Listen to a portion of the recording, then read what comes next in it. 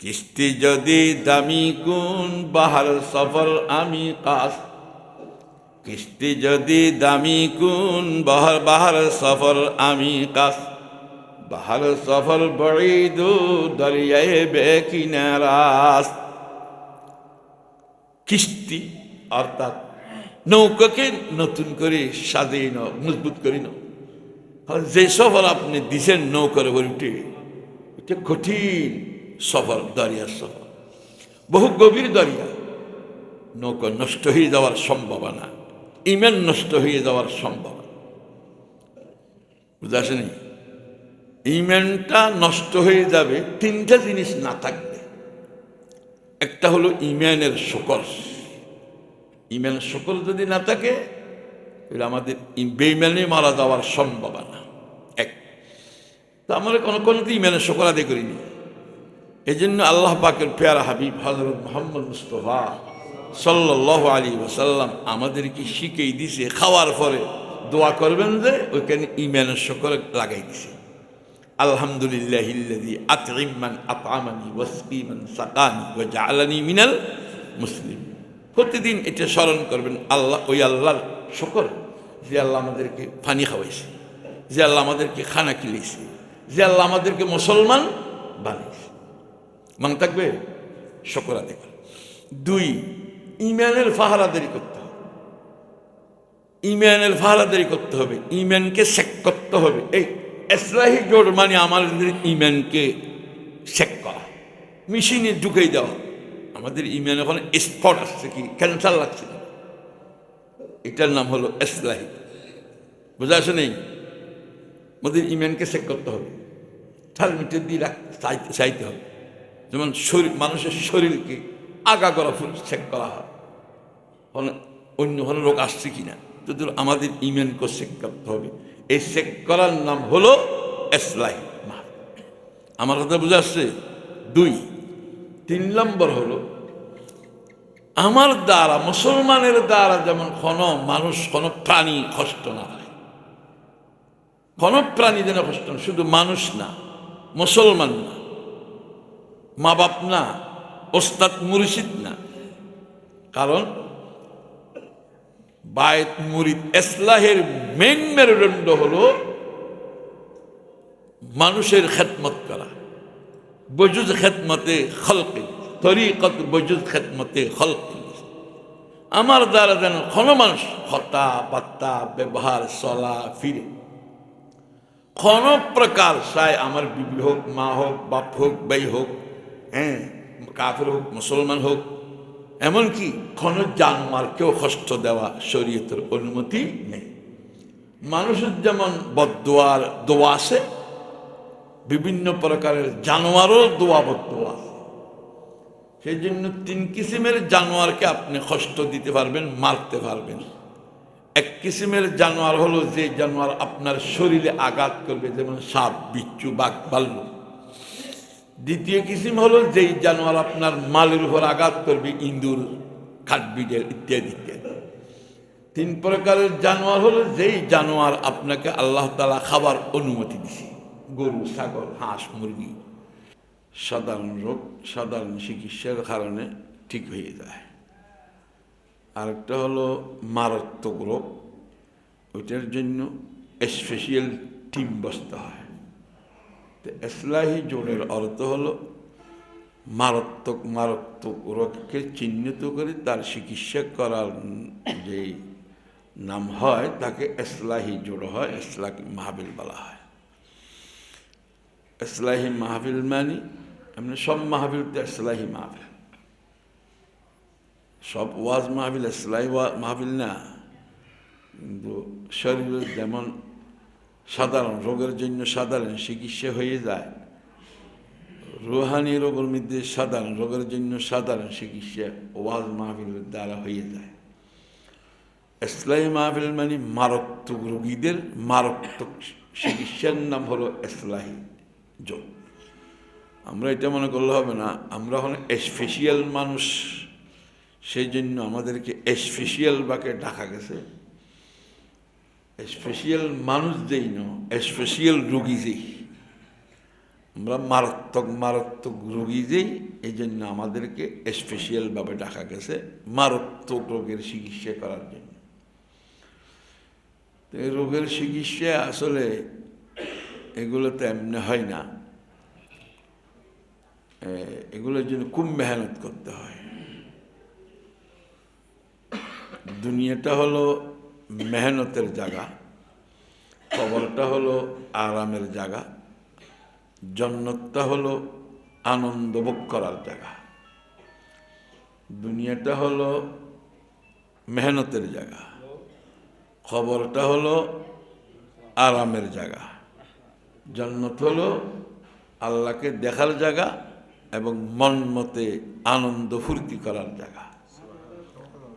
আবার বলি, দুনিয়াটা হলো মেহনতের জায়গা, খবরটা হলো আরামের জায়গা, আর জান্নাত হলো আল্লাহকে দেখার জায়গা এবং আমোদ ফুর্তি আনন্দ ভোগ করার জায়গা। তো দুনিয়াটা মেহনতের জায়গা অর্থাৎ মানে কি? মেহনত অর্থাৎ কি মানে? মেহনতের অর্থ হলো আমরা আসলে স্বভাবগতভাবে মনের আন্ডারে চলি, মনের পরামর্শ মতো চলি। সব মানুষ আমরা মনের পরামর্শ মতো চলি, মনের অর্ডার মতো চলি। যদি আপনার একজন লোককে জিজ্ঞাসা করেন, হে ভাই আপনি ইসলামী মাহফিলে যাননি খা? বলে আমার মনে চাইনি। আপনি বিরিয়ানি খাননি খা? বলে আমার মনে চাই নাই। আপনি গোনার দিকে কেন দেখেন নেই? বলে আমার মনে চাই নাই। বুঝে আসেনি? আপনি হুজুরের ওয়াজ করতেছে কেন শুনে নেই? বলে আমার মনে চাইনি। তাহলে আমাদের শোনাটা আমাদের মনে চাইলে, আমাদের দেখাটা আমাদের মনে চাইলে, আমাদের হাতে ধরাটাও মনে চাইলে, আমাদের পায়ের চলাটাও মনে চাইলে, তাহলে আমাদের শরীরটা পরিচালনা হয়। আমাদের শরীর পরিচালনা করার মেশিন হলো, ইঞ্জিন হলো আমাদের, বুঝে আসেনি, আমাদের মন, নফস। আমাদের শরীরের অঙ্গ প্রত্যঙ্গ পরিচালিত হওয়ার মেশিন হলো, ইঞ্জিন হলো কি? মন, নফস। বুঝে আসেনি? এই তাহলে এই নফসর মতে চলা, এটা হলো মন মতে চলা। নফসের উল্টা চলা, এটা হলো কষ্টের চলা। আর নফস যেটা চায়, মনে যেটা চায়, এটা মন আনন্দিত হয়। মনের উল্টে চললে এটা মন কষ্ট হয়। এই মানে দুনিয়া কষ্টের জায়গা। মনে চাইতেছে মদ খাওয়ার জন্য, গাঞ্জা খাওয়ার জন্য, সুদ খাওয়ার জন্য, চুরি করার জন্য, ডাকাতি করার জন্য, মিথ্যা কথা বলার জন্য, হাসদ বগস করার জন্য মনে চাইতেছে। মনের বিরুদ্ধে যখন করব তখন আমাদের কষ্ট হবে। এই অভ্যেস, এই আদত, এই রোগ চালানো বহু কঠিন। এমনি এই রোগগুলা যায় না, এক চিকিৎসায় হয় না। এই জন্য আমাদের জানা আছে ঠিক, 5টা উসুল আমরা যদি মানি তাহলে আমাদের দুনিয়া কামিয়াব হবে, খবর কামিয়াব হবে, জান্নাত স্থান হবে। 5টা উসুল। 1 নম্বর উসুল হলো আমাদের জানা মতে মানা। জানা আছে, মানা নেই। আমরা তো এগুলো সবগুলো জানি। যেমন ধরেন নামাজ পড়া ফরজ, যিনি নামাজ পড়ে উনি জানে, যিনি পড়ে না উনি জানে না। তো উনি জানে শুনি পড়তেছে না নামাজ, নাকি না জানি পড়তেছে না? মদ খাওয়া, গাঞ্জা খাওয়া, সুদ খাওয়া, ঘুষ খাওয়া, মিথ্যা বলা, আরো যত গুনার কাজ আছে, এগুলা যে পুরো আল্লাহ নারাজ হয়, হ্যাঁ, এগুলা কি যিনি মদ খায় উনি জানে না? যিনি সুদ খায় উনি জানে না? যিনি জানা করে, চুরি করে, ডাকাতি করে উনি জানে না? জানে। তাহলে উনি জানি শুনি করতেছে, জানে না সেজন্য করতেছে না। সুদ খাওয়া গুণ জানে না সেজন্য সুদ খায়, তেমন নাকি? আসলে জানার পরে মানা আসে না কেন? জানা তো সবার আছে, মানা আসে না কেন? এটা হলো মেইন আসল চিকিৎসা। জানা আছে, মানা আছে। এখন জানার জন্য এখানে ডাকা হয় না, এই সমস্ত ইসলামী মাহফিলে জানার জন্য ডাকা হয় না। জানেন, সবাই জানে। বর্তমান বাংলাদেশে অজানার কোনো কারণ নেই। যে হারে ওয়াজ মাহফিল, মাদ্রাসা, মসজিদ, ওলামায়ে কেরাম, হুজুর আছে, না জানার কোনো কারণ নেই। সব জানি, কিন্তু আমল নেই। জানা আছে, মানা নেই। জানা আছে, মানা নেই। তো জানা আছে, মানা নেই কেন? কি কাজ করলে মানা হয়? কি কাজ করলে মানা? যেমন দেখেন, ইটের উপর ইট রাখলে দেওয়াল হয় না। দুইটা জিনিস মিললে তৃতীয় আরেকটা জিনিস হয়। যেমন ইটের উপর ইট রাখলে দেওয়াল হয়, দেওয়াল তো ইট রাখলে হয় না। মাঝখানে ইট দুটার মাঝখানে কি দিতে হয়? মাশাল্লাহ দিতে হয়, তাহলে দুটোটা মিলে একটা কি হয়? দেওয়াল হয়। এইভাবে কাপড়কে বাস করে রাখলে, টুকরে টুকরে করে বাস করে রাখলে জামা হয় না। এই কারণে মাঝখানে সুতা আর সুইচ লাগে। এইভাবে আপনি ছাগলের মাংস আর ফানি দিলে খরমা হয় না, মাঝখানে মশলা দিতে হয়। মশলা দিতে হয়। লাখরের টুকরা কতগুলি বাস বাস করে রাখলে শেয়ার হয় না, পালক হয় না। মাঝখানে কি লাগে? ফেরাক বা খিল লাগবে। তোর জানা থাকলে কোনো মানা হয় না। জানা থাকলে, জানার পরে মানা আসার জন্য আল্লাহওয়ালাদের সহবত লাগবে। আল্লাহওয়ালাদের সহবত ব্যতীত কখনো জানার পরে মানা হয় না। আল্লাহওয়ালাদের সহবত ব্যতীত কখনো জানা ছাড়া মানা, জানার পরে মানা হয় না। এখন জানা তো সবার আছে, মানা হইতেছে না, কিন্তু সহবত নেই। যেমন দেখেন, একটা ঠক আম গাছেরটা আম ঠক খট্টা, এখান থেকে একটা ডাল নিয়ে যদি মিষ্টি আম গাছের সাথে লাগাই দেন, যাদেরকে আমাদেরকে কলব বলা হয়, তাহলে আর আম গাছের ঠকটা ঠকটাকে না, এটা কি হয়ে যায়? মিষ্টি হয়ে যায়। কেন মিষ্টি হলো? ওই মিষ্টি আম গাছের সাথে লাগছে, এই জন্য। কথা বুঝে আসেনি? এইভাবে আল্লাহওয়ালাদের সোহবতে থাকলে শুধু খারাপ মানুষ, আমল করে যে মানুষ ভালো হয় তা না। আল্লাহওয়ালাদের সঙ্গে থাকলে খারাপ মানুষ ভালো হয়ে যায়। মদখোর মদ ছাড়ি দে, গাঞ্জাখোর গাঞ্জা ছাড়ি দে, সুদখোর সুদ ছাড়ি দে। আল্লাহওয়ালাদের সঙ্গে থাকলে শুধু মানুষ না, আল্লাহওয়ালাদের সঙ্গে থাকলে নিকৃষ্টতম জানোয়ার, কুকুরের মতো জানোয়ারও কি হয়ে যায়? ভালো হয়ে যায়। তার উদাহরণ দেখেন, আমাদের সবচেয়ে বড় নিয়ামত কোনটা? আমাদেরকে আল্লাহ তো যত নিয়ামত দিছে, যত আল্লাহ নিয়ামত দিছে আমাদেরকে, সমস্ত নিয়ামতের মধ্যে কোন নিয়ামতটা খুব বেশি দামি, মূল্যবান? বলতে পারবো না? হ্যাঁ, কি বলেন? হায়াত। আর বলেন, তো দানা দরকার। আসলে এইটাই রোগ। দেখেন, আমাদের অন্তরটা মরে গেছে, দিলটা মরে গেছে, রুটা মরে গেছে। এই জন্য কোনটা নিয়ামত আমরা বলতে পারতেছি না। আমারও, শুধু আপনার মরে গেছে না।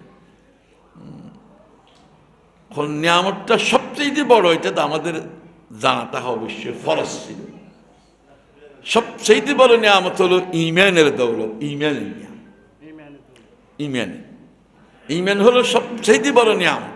কেন? আপনার অন্য যত নিয়ামত আল্লাহ তাআলা আমাদেরকে দিছে, সব নিয়ামত অথবা আমি তা অবস্থা আমার থেকে চলে যাবে, নতুবা মৃত্যুর সঙ্গে সঙ্গে আমার থেকে সব পৃথক হয়ে যাবে। ইমান নিয়ামতটা আমাদের দুনিয়াতেও থাকবে, মৃত্যুর অবস্থায় থাকবে, খবরও থাকবে, কিয়ামতের ময়দানেও থাকবে, ফুলসরাতেও থাকবে, এমনকি জান্নাতে আল্লাহর সাথে সাক্ষাৎ করার পরেও থাকবে। তাহলে নিয়ামতটা সবচেয়ে বড় নিয়ামত হলো আমাদের জন্য কোনটা? স্মরণ থাকবে তো? সবচেয়ে বড় নিয়ামত হলো আমাদের জন্য ঈমান। কিন্তু এটা আমাদের স্মরণ থাকে না কেন? থাকে না এই জন্য, ঈমানটা আনার জন্য আমাদের কোনো কষ্ট হয়নি, কোনো মেহনত হয়নি। আমাদের দাদা দাদি মা বাবা মুসলমান ছিল, সেই জন্য আমরা মুসলমান হয়ে গেছি। নাহলে সাহাবায়ে কেরাম তো ঈমান আনার জন্য বহু কষ্ট করছেন, জান দিছে, মাল দিছে, দেশ ত্যাগ করেছে, হ্যাঁ, করে নাই? তাহলে আমাদের এই জন্য ঈমান যে বড় নিয়ামত, এটা আমাদের স্মরণ থাকে না। এই জন্য রাসূল বলছেন, তোমরা তোমাদের ঈমানকে নিত্য নতুন করতে থাকো, জাদ্দিদু ঈমানাকুম। তোমরা তোমাদের ঈমানকে নয়া নয়া করো, প্রতিদিন নতুন নতুন করে নাও, প্রতিদিন। জাদ্দিদু ঈমানাকুম। কাইফা নুজাদ্দিদু ঈমানানা ইয়া রাসূলুল্লাহ? আমরা কিভাবে আমাদের ঈমানকে নতুন করব? আকসিরু কওলা লা ইলাহা ইল্লাল্লাহ, বেশি বেশি লা ইলাহা ইল্লাল্লাহ, তাহলে নতুনটা ঈমানটা তাজা হবে। কেন? বর্তমান পরিস্থিতি বহু কঠিন, সফর বহু লম্বা, সমস্যা বহুত বেশি। এই জন্য ঈমানটা আমাদের ছুটে যেতে পারে। কিস্তি যদি দামি কোন বাহার সফর আমি কাস, কিস্তি যদি দামি কোন বাহার সফর আমি কাস, বাহার সফর বড়ি দু দরিয়ায় বেকিনারাস। কিস্তি অর্থাৎ নৌকাকে নতুন করে সাজিয়ে নাও, মজবুত করে নাও। যে সফর আপনি দিছেন নৌকার উপর উঠে, এটা কঠিন সফর, দরিয়ার সফর, বহু গভীর দরিয়া। নৌকা নষ্ট হয়ে যাওয়ার সম্ভাবনা, ঈমান নষ্ট হয়ে যাওয়ার সম্ভাবনা, বুঝা আসেনি? ঈমানটা নষ্ট হয়ে যাবে তিনটা জিনিস না থাকলে। একটা হলো ঈমানের শুকর। ঈমানের শুকর যদি না থাকে, তাহলে আমাদের বেঈমানে মারা যাওয়ার সম্ভাবনা এক। তো আমরা কোনো ঈমানের শুকর আদায় করিনি। এই জন্য আল্লাহ পাকের পেয়ারা হাবিব হযরত মুহাম্মদ মুস্তাফা সাল্লাল্লাহু আলাইহি ওয়াসাল্লাম আমাদেরকে শিখিয়ে দিছে, খাওয়ার পরে দোয়া করবেন যে ওইখানে ঈমানের শুকর লাগাই দিছে। আলহামদুলিল্লাহিল্লাযী আত'ইম মান আত'আমানি ওয়াসকি মান সাকানি ওয়া জাআলানি মিনাল মুসলিমিন। প্রতিদিন এটা স্মরণ করবেন, আল্লাহ, ওই আল্লাহর শুকর যে আল্লাহ আমাদেরকে পানি খাওয়াইছে, যে আল্লাহ আমাদেরকে খানা খিলাইছে, যে আল্লাহ আমাদেরকে মুসলমান বানাইছে। মনে থাকবে শুকর আদায় করা। দুই, ঈমানের পাহারাদারি করতে হবে। ঈমানের পাহারাদারি করতে হবে, ঈমানকে চেক করতে হবে। এই ইসলাহি জোর মানে আমাদের ঈমানকে চেক করা, মেশিনে ঢুকাই দেওয়া। আমাদের ঈমান এখন স্পট আসছে কি, ক্যান্সার লাগছে কিনা, এটার নাম হলো ইসলাহি। বুঝা আসে নেই? আমাদের ঈমানকে চেক করতে হবে, থার্মোমিটার দিয়ে চাইতে হবে। যেমন মানুষের শরীরকে আগাগোড়া চেক করা হয়, অন্য কোনো রোগ আসছে কিনা, তো আমাদের ঈমানকে চেক করতে হবে। এই চেক করার নাম হলো ইসলাহি মাহফিল। আমার কথা বুঝা আসছে? দুই, তিন নম্বর হলো আমার দ্বারা, মুসলমানের দ্বারা যেমন কোনো মানুষ, কোনো প্রাণী কষ্ট না পায়, কোনো প্রাণী যেন কষ্ট না, শুধু মানুষ না, মুসলমান না, মা বাপ না, ওস্তাদ মুর্শিদ না। কারণ বায়ত মুরিদ ইসলাহের মেন মেরুদণ্ড হলো মানুষের খেদমত করা, বজুজ খেদমতে খলক, তরিকত বজুজ খেদমতে খলক। আমার দ্বারা যেন কোনো মানুষ কথা বার্তা ব্যবহার চলা ফিরে কোনো প্রকার, চাই আমার বিবি হোক, মা হোক, বাপ হোক, ভাই হোক, হ্যাঁ, কাফের হোক, মুসলমান হোক, এমনকি কোনো জানোয়ারকেও কষ্ট দেওয়া শরীয়তের অনুমতি নেই। মানুষের যেমন বদদোয়ার দোয়া আছে, বিভিন্ন প্রকারের জানোয়ারও দোয়া বদদোয়া আছে। সেই জন্য তিন কিসিমের জানোয়ারকে আপনি কষ্ট দিতে পারবেন, মারতে পারবেন। এক কিসিমের জানোয়ার হলো যে জানোয়ার আপনার শরীরে আঘাত করবে, যেমন সাপ, বিচ্ছু, বাঘ, ভাল্লুক। দ্বিতীয় কিসিম হলো যেই জানোয়ার আপনার মালের উপর আঘাত করবে, ইঁদুর, কাঠবিড়াল ইত্যাদি ইত্যাদি। তিন প্রকারের জানোয়ার হলো যেই জানোয়ার আপনাকে আল্লাহ তাআলা খাবার অনুমতি দিছে, গরু, ছাগল, হাঁস, মুরগি। এই ব্যতীত অন্য কোনো জানোয়ারকে আপনি ইচ্ছাকৃতভাবে অনর্থক কোনো জানোয়ারকে আঘাত করা শরীয়তের অনুমতি নেই। কথা বুঝে আসেনি? এইরকম মানুষের খেদমত করা যেমন সওয়াব, আপনি গরু ছাগল যেগুলা লালন পালন করেন ওগুলোর খেদমত করা সওয়াব। যাক কথা লাভ হয়ে যাবে, ঠিকই যেতেছি না। তো বলে সহবতের দা ইসলাহি জোট যেটা বলা হয়, আমাদের মুরব্বীরা শুরু করেছেন অর্থাৎ সহবতের দা শুধু মানুষ ভালো হয় সেটা নয়, নিকৃষ্টতম জানোয়ারও ভালো হয়ে যায়। যেমন আসহাবে কাহাব, আসহাবে কাহাব বলা হয়, কাহাব মানে গর্ত, আসহাবে কাহাব মানে গর্তওয়ালা। এই গর্তওয়ালার ঘটনাটা সূরা কাহাবের মধ্যে বর্ণনা করেছেন আল্লাহ তাআলা বলছেন, এই জন্য ওইটার নাম সূরা কাহাব বলা হয়। 6টা মানুষ সবচেয়ে বড় নিয়ামত কি বলছিলেন এখন? ঈমান। সবচেয়ে বড় নিয়ামতটা কি বলেন?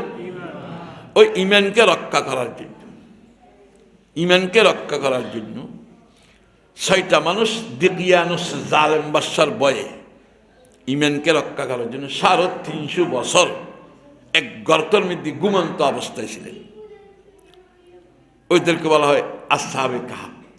ওই আসহাবে কাহাবকে কাহাবের সাথে একটা কুকুর ছিল, ওদেরকে ভাড়া দিছে। ওই কুকুরের নামটা সমস্ত আসমানি কিতাবের মধ্যে আছে। ওই কুকুরের নামটা কোরআন শরীফ আসছে, কুকুরের নামটা লৌহ মাহফুজে আছে, ওই কুকুরের নামটা সমস্ত হাফেজ কোরআনের অন্তরে আছে। ওই 6 জন মুসলমান যেই দিন জান্নাতে যাবে, ওদের সঙ্গে থাকার কারণে নিকৃষ্টতম জানোয়ার কুকুরও জান্নাতে যাবে। সুবহানাল্লাহ। তাহলে মানুষ কেন আল্লাহওয়ালার সাথে তাকে ভালো হবে না, সঙ্গে জান্নাতে যাবে? তাহলে এটা বলতে চাইছিলাম, এই আল্লাহওয়ালাদের অর্থাৎ জানা আছে মানা নেই, জানার পরে মানা হবে যদি আল্লাহওয়ালাদের মহব্বত থাকে, আল্লাহওয়ালাদের সোহবত হয়, আল্লাহওয়ালাদের সঙ্গে থাকি, আল্লাহওয়ালাকে সঙ্গী বানাই। সঙ্গী বানাইলে জানার পরে মানা হবে। শুধু জানলে মানা হয় না। শয়তান কি আমাদের দিকে কম জানে নাকি? শয়তান কি ছোট আলেম নাকি না বড় আলেম? শয়তানের মতো কোনো বড় আলেম এখন আসেনি। তাহলে উনি কেন মানতেছেন? ওনার সোহবত নেই। এই জন্য সোহবতের দ্বারা মানুষ আল্লাহওয়ালা এসে বলতেছে কিছুক্ষণ আল্লাহওয়ালাদের সঙ্গে থাকা, কিছুক্ষণ আল্লাহওয়ালাদের সঙ্গে থাকা, কিছুক্ষণ, লক্ষ লক্ষ বছর, হাজার হাজার বছর খালেস নিয়তে ইবাদত করার থেকেও উত্তম। এটি কে বলতেছে? আল্লামা রুমি রহমতুল্লাহ। এক জমানা সোহবতে বা আউলিয়ে বেহতর সদে সলে তাতে বেরিয়ে। কিছুক্ষণ আমি একটু উদাহরণ দিয়ে বুঝে আসবে। এখানে যতক্ষণ আসেন বসছেন, হ্যাঁ, অতক্ষণ কি আপনার চোখের গুণ হয়েছে? হাতের গুণ, পায়ের গুণ, খানের গুণ, দামাগের গুণ, সিন্ডের গুণ? কোনো গুণ হয়নি। এক সাহাবা আল্লাহর নবীকে জিজ্ঞাসা করতে শুনছিল, আমি বড় ইবাদত করনেওয়ালা হতে চাই, কিভাবে হবে? তো রাসূল বললেন, ইত্তাকিল মুহারামা তাকুন আবুদান নাস। তোমরা গুনাহ থেকে বাঁচো, তাহলে তুমি সবচেয়ে বেশি ইবাদত করনেওয়ালা হয়ে যাবে। তাহলে যতক্ষণ এখানে বলছেন এতক্ষণ তো আল্লাহর কাছে আপনি সবচেয়ে বড় ইবাদত করনেওয়ালা। তো আমি আশা করব আমরা আসছি এখানে, আল্লাহ যাকে আনছে সে আসছে, আল্লাহ যাকে আনছে সে আসছে, আসার তৌফিক দিছে। তো আল্লাহ ডাকছে সেজন্য আসছি। তাহলে অবশ্যই আল্লাহ আমাদেরকে কিছু দিবে। চেয়ারম্যানে ডাকলে কিছু না দিলে চেয়ারম্যানের অসম্মানী হয়, মেম্বারে ডাকলে কিছু না দিলে মেম্বারের অসম্মানী হয়, জমিদারে ডাকলে কিছু না দিলে জমিদারের অসম্মানী হয়। তাহলে সবচাইতে আহকামুল হাকিমিন রব্বুল আলামিন আল্লাহ আমাদেরকে এখানে ডাকছেন, সেজন্য আসছি, আসার সুযোগ হয়েছে। যদি আল্লাহ আমাদেরকে কিছু না দেয় তাহলে আল্লাহ অবশ্যই এটা আল্লাহর অসম্মানী হবে। সেই জন্য আল্লাহ অবশ্যই আমাদেরকে দিবে। সেই জন্য আমরা কি নেওয়ার প্রস্তুত আছি কি না? কে নিব? কি নেওয়ার হলো দুনিয়ার সব কিছু আপনি দুনিয়ার কাছে পাবেন। হ্যাঁ, যদি আল্লাহর থেকে পাওয়া যায়, আল্লাহর রাজি, আল্লাহর মহব্বত, আল্লাহর ভয়, আল্লাহর ডর, এইটাই আমাদের এখান থেকে নিতে হবে। আল্লাহকে রাজি করে এখান থেকে যাবো, ইনশাল্লাহ রাজি আছে কিনা? সবচাইতে আসান কাজ হলো আল্লাহকে রাজি করা। সবচাইতে আসান কাজ হলো কাকে রাজি করা? সবচাইতে দামি কাজ হলো কাকে রাজি করা? সবচাইতে আসান কাজ আল্লাহকে, সবচাইতে দামি কাজ। এইখানে একজনের আশা যদি কবুল হয়ে যায়, একজনের, তাহলে সবার আশাকে আল্লাহ কি করবেন? কবুল করবেন। একজনের এক ফোঁটা চকুর পানি যদি আল্লাহর মহব্বতে ফেলা হয়, একজনের এক ফোঁটা চকুর পানি যদি আল্লাহর ভয়ে ফেলানো হয়, এক ফোঁটা চকুর পানি যদি আল্লাহর রহমতের আশায় ফেলানো হয়, ওই চকুর পানি এখানে থাকবে না। এটা আল্লাহ তাআলার নূরের তৈরি ফেরেশতায় হাতে নিবে, নেওয়ার পরে ওই পানিগুলো আল্লাহর আরশের মধ্যে আল্লাহর কুদরতের হাতে দিবে। আল্লাহ জিজ্ঞাসা করবে এগুলো কি? এগুলো তোমার বান্দা তোমার মহব্বতে, তোমার রহমতের আশা, তোমার আযাবের ভয়ে চকুর পানি ফেলছে, এক ফোঁটা চকুর পানি, ওই চকুর পানি এখানে দিলাম। আল্লাহর কাছে দুইটা জিনিস সবচেয়ে প্রিয়, দামি। একটা হলো আল্লাহর প্রেমিকের চোখের পানি, আর একটা হলো মুজাহিদের রক্তের ফোঁড়া। তো চোখের পানি যখন আল্লাহকে দিবে, চোখের জল পানি ফোঁড়া, তখন আল্লাহ বলবে ফেরেশতাকে, এরা কি আমাদেরকে দেখছে? হয়তো না। জান্নাত দেখছে? হয়তো না। জাহান্নাম দেখছে? হয়তো না। মক্কা মদিনা দেখছে না? হয়তো তাও দেখেনি। রসুলকে দেখছে? তাও দেখেনি। তো কীভাবে আমার রহমতের আশা করলো, আমার বইয়ের আশা করলো? মুরব্বীদের মুখ দিয়ে শুনছে, বিশ্বাস করছে। যাক, যখন বিশ্বাস করে উনি আমার বয়ে, আমার রহমতের আশা, আমার মহব্বতে আমাকে রাজি করার জন্য যে চকুর পানির ফোঁটা ফেললো, এই জন্য তার জিন্দেগির সমস্ত গুনাহ আমি মাফ করে দিলাম। বুঝাছে নেই? সব গুনাহ আল্লাহ মাফ করে দিবেন। তাহলে কি আল্লাহর বন্ধু? গুনাহগারকে আল্লাহর বন্ধু? গুনাহগার আল্লাহর বন্ধু হয় না? গুনাহ মাফ হয়ে গেলে আল্লাহর বন্ধু হয়? তো আল্লাহ ডাকছেন যখন, আল্লাহর বন্ধু বানিয়ে নিছে না? বন্ধু যখন বানিয়ে নিলেন, তখন আমার বন্ধুর সাথে আমার দুশমন থাকা আমার পছন্দ নয়। আমার বন্ধুর সাথে আমার দুশমন থাকা আমার পছন্দ নয়। সেই জন্য উনি একজনের গুনাহ মাফ করছি না, ওনার উসিলায় সবার গুনাহ আমি মাফ করে দিলাম।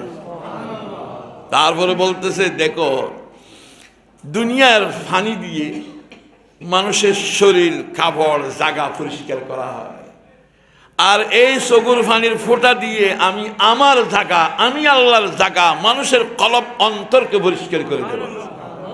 তাহলে কোনো গুনাহ থাকবে না। আল্লাহ রাজি হয়ে গেলেন।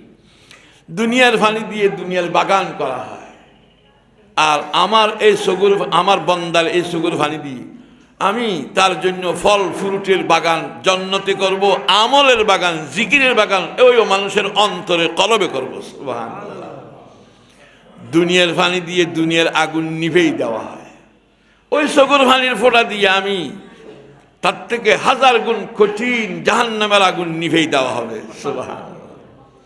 বুঝে আসেনি? ওই চকুর পানির ফোঁটা কিয়ামতের দিন কেউ সাক্ষী থাকবে না আমার পক্ষে, কেউ আমাকে বাঁচানওয়ালা জাহান্নাম থেকে থাকবে না। ওই চকুর পানি যে বাইল ফাতার লগে, চকুর বাইল ফাতার লগে বাঁচছে, ও বাইল ফাতা সাক্ষী দিবে, বলে আল্লাহ, কেউ ওনাকে জাহান্নাম থেকে বাঁচানোর জন্য নেই, আমি সাক্ষী দিতেছি আপনার বয়ে, আপনার মহব্বতে, আপনার রহমতের আশায় এই বৈঠকের মধ্যে উনি একদিন চকুর পানি ফেলাইছে, এই জন্য আমি সাক্ষী দিতেছি। আল্লাহ বলবে ওনার সাক্ষীর কারণে ওনাকেও জাহান্নাম থেকে খালাস দেওয়া হবে। সুবহানাল্লাহ। আল্লাহকে মাঝখান থেকে রাজি করে যাবে, ইনশাল্লাহ রাজি আসেনি? তো এটা বলতেছি, আল্লাহ তাআলা বলতেছে, ইয়া আইয়ুহাল্লাযীনা আমানুত্তাকুল্লাহ, হে মুসলমান, আল্লাহকে ভয় করো। ভয়টা এমনি আসবে না। ওয়াকুনু মা'আস সাদিকিন, আল্লাহওয়ালাদের সাথে থাকো। ইমাম বাকের বহুত বড় আল্লাহর ওলি, নিজের ছেলেকে ওয়াজ করতেছে, বাবা, 5 প্রকারের মানুষকে সঙ্গী বানিয়ে না। 1, বোকাকে বোকা, 2, মৃত্যুককে, 3, বখিলকে, 4, মা বাবার নাফরমানকে, 5, ফাসিক। মদখোর, জুয়াখোর, গাঞ্জাখোর, বেনমাজি, 5 প্রকারের মানুষের সাথে উঠা বসা করবেন না। আপনাকে আমাকে আল্লাহ তাআলা এমন মানুষের সাথে বসাইছে যাদের বসার মধ্যে কোনো গুনাহ হবে না, কেউ মাহরুম যাবে না। আমরা কেউ জান্নাত থেকে মাহরুম যাব না। এই জন্য দেখেন, কেউ যদি বরফের সাথে বসে ঠান্ডা লাগে, আগুনের ফাঁসে বসলে গরম লাগে, ডাস্টবিনের ফাঁসে লাগে গন্ধ লাগবে, আতরের দোকানের ফাঁসে দোকানে বসলে কি লাগবে? গন্ধ লাগবে। কি লাগবে? করবো কি? আপনি পয়সা দিয়ে কিনলে লাগবে না না কিনলেও লাগবে? আপনি কি তার থেকে চাইলে লাগবে না না চাইলেও লাগবে? আর যদি বলে আমার লাগবে না কইলো লাগবে না, আমার লাগবে না কইলো লাগবে। এখানে আল্লাহর মহব্বতের কথা চলতেছে, আল্লাহর ইশক প্রেমের কথা চলতেছে, এখানে আল্লাহর ভয়ের কথা চলতেছে, এখানে আল্লাহর রহমতের আশার কথা চলতেছে। অবশ্যই আমি না চাইলেও আল্লাহর ইশক প্রেমের ছোঁয়া আমার অন্তরে আল্লাহ লাগাই দিবেন। বলেন সুবহানাল্লাহ। আর বেশি কথা বলা লাগবে না, আমরা সবাই এখানে রোগী, এটা মনে করতে হবে। এখানে আসা রোগের চিকিৎসার জন্য। এক এক সময় একটা চিকিৎসা সবসময় হয় না। 2 রাকাত নামাজ সুন্নতের নিয়ত করব, 2 রাকাত নামাজ সুন্নতের নিয়ত করব। ওই সুন্নতের নিয়তের মধ্যে এক নিয়ত করব তাহিয়াতুল উযু। তাহিয়াতুল উযু, তাহিয়াতুল উযু। বলেন তাহিয়াতুল উযু, উযু সম্মানে ভরা। 1। 2 নম্বর তওবার নিয়ত, 3 নম্বর শুকরের নিয়ত, 4 নম্বর হাজতের নিয়ত। বলেন কয়টা হলো? 4টা। 1 নম্বর তাহিয়াতুল উযু, 2 নম্বর তওবার নিয়তে, 3 নম্বর শুকরের নিয়তে, সমস্ত নিয়ামতের শুকর, 4 নম্বর দুনিয়াবি হাজতের নিয়ত। আবার বলি, 1 নম্বর কিসের নিয়তে? তাহিয়াতুল, 2 নম্বর তওবার নিয়তে, 3 নম্বর শুকরের নিয়তে, 4 নম্বর হাজতের নিয়ত। আবার বলি, উযু বানানোর পরে 2 রাকাত সুন্নতের নিয়ত করো। প্রথম তাহিয়াতুল উযু, 2 নম্বর বলেন তওবার নিয়ত, 3 নম্বর বলেন শুকরের নিয়ত, 4 নম্বর বলেন। বিশেষ করে যারা দাঁড়ের ফাঁকি গেছে, বুড়ো হয়ে গেছে, দুনিয়ার সব খাস কাম আমাদেরকে জবাব দিয়ে দিছে, আমাদের এখন কোনো স্থান নেই, একটা স্থান খবর। সেই জন্য খবরের জন্য তৈরি হওয়ার জন্য আমাদেরকে একটা বোনাস দিচ্ছে। এই বোনাসের মধ্যে আমাদের বহু সঙ্গী ছোট চলে গেছেন, বড়তে গেছেই। এখন আমরা যদি খবরের জন্য তৈরি না হই, আমাদের থেকে হতবাগা কেউ আর হবে। এই জন্য 2 রাকাত প্রতিদিন 2 রাকাত নামাজ পড়বো। 1 নম্বর নিয়ত করবো কিসের? বলেন তাহিয়াতুল উযু। নিয়ত করলে কি হবে? আল্লাহ পাকের প্যারা হাবিব হযরত মুহাম্মদ মুস্তাফা সাল্লাল্লাহু আলাইহি ওয়াসাল্লাম মেরাজে গেছিল। তখন জান্নাতে হাঁটতেছে, জাগে ফাঁসে জিবরাইল ছিল। জিবরাইলকে জিজ্ঞাসা করতে, ভাই আমার আগে আগে কে হাঁটতেছে? হয়তো না, কেউ নেই। হয়তো আমি শুনতেছি যে হয়তো আসলে বেলাল মক্কা শরীফের জমিনে হাঁটতেছে, তার কদমের আওয়াজ, তার হাঁটা উঠে এটা রেকর্ড হইতেছে জান্নাতে। রেকর্ড হইতেছে কোথায়? জান্নাতে। তাহলে বোঝা যায় জান্নাত মধ্যে তাহিয়াতুল উযু নামাজ পড়লে আমার আমলগুলা দুনিয়ার থাকা অবস্থার জান্নাতে রেকর্ড হয়ে যাবে। বলেন সুবহানাল্লাহ। বুঝা আসেনি? ওইটার জন্য পয়সাওয়ালা হওয়া লাগবে না, বড় আলেম হওয়া লাগবে না, বড় মুফতি হওয়া লাগবে না, বড় মুহাদ্দিস হওয়া লাগবে না, সম্পদশালী হওয়া লাগবে না, ক্ষমতাওয়ালা হওয়া লাগবে না।